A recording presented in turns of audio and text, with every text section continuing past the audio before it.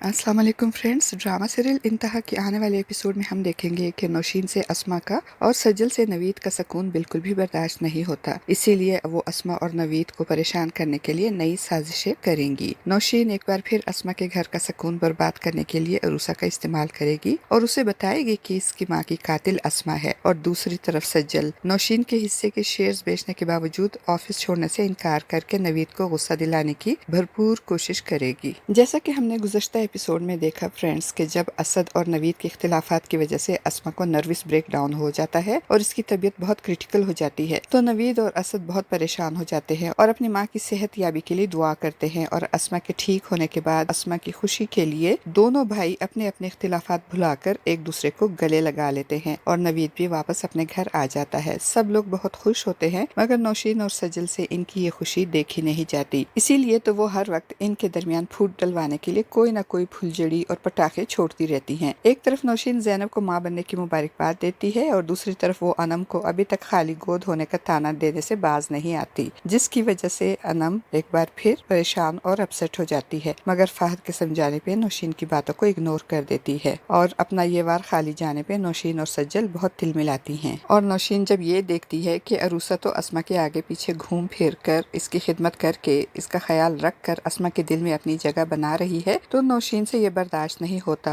और वो अस्मा को एक बार फिर तकलीफ देने के लिए अरूसा का इस्तेमाल करती है। इसे अस्मा के खिलाफ भड़काती है और यहाँ तक कहती है कि अस्मा ही तुम्हारी माँ की असल कातिल है, क्योंकि अस्मा का फोन सुनते ही तुम्हारी माँ के दिल की धड़कन बंद हो गई थी और इसका इंतकाल हो गया था। इंतहा की आने वाली एपिसोड में हम देखेंगे कि अरूसा नौशीन की बात सुनकर परेशान हो जाएगी, लेकिन चूंकि अरूसा एक पढ़ी लिखी और समझदार लड़की है, इसलिए वो नौशीन की बात पे एतबार नहीं करेगी, बल्कि नौशीन का झूठ पकड़ने और इसकी बात की तस्दीक करने के लिए वो अहमद के जरिए अपनी माँ का फोन चेक करवाएगी, ताकि मालूम कर सके कि मौत से पहले इसकी माँ को आखिरी कॉल किसने की थी। मगर नौशीन इस पे बस नहीं करेगी और जब देखेगी कि अस्मा के खाने पीने का ख्याल अरूसा कर रही है, तो वो अरूसा को इनडायरेक्ट वे में वरगलाने की कोशिश करेगी और उसके सामने ऐसी बातें करेगी ताकि अरूसा इश्तियाल में आकर अस्मा के खाने में जहर मिलाए। दूसरी तरफ सज्जल भी अपनी हरकतों से बाज नहीं आएगी। वो नवीद को जलाने के लिए इसके ऑफिस में पक्के डेरे डालकर बैठ जाएगी और जब नवीद उसे कहेगा कि तुम ये ऑफिस खाली करो इसलिए कि तुम अपनी माँ के हिस्से के शेयर्स बेच चुकी हो और अब तुम्हारा यहाँ कोई काम नहीं, तो सज्जल नवीद से कहेगी कि जब तक अहमद के शेयर्स हैं इस बिजनेस में